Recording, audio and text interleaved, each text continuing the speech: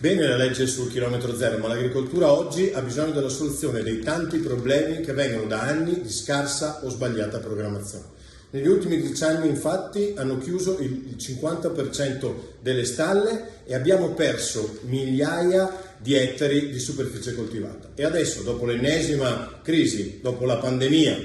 che ha condizionato pesantemente anche i nostri raccolti, i nostri allevatori sono costretti ad abbattere tanti capi perché non hanno il mangime per dar da mangiare, e tanti gli agricoltori, con i costi schizzati del gasolio e dell'energia alle stelle, non sanno se conviene loro seminare proprio adesso che si è capito quello che Fratelli d'Italia dice da tempo, e cioè che bisogna puntare a una maggior indipendenza dalle importazioni. Chiediamo quindi un intervento immediato sul gasolio e la filiera, con anche il 1,2 miliardi messo a disposizione dal PNR, ma contestualmente abbiamo bisogno di interventi strutturali per aumentare la superficie coltivabile, aumentare la resa per ettaro e anche e soprattutto garantire un minimo reddito ai nostri agricoltori.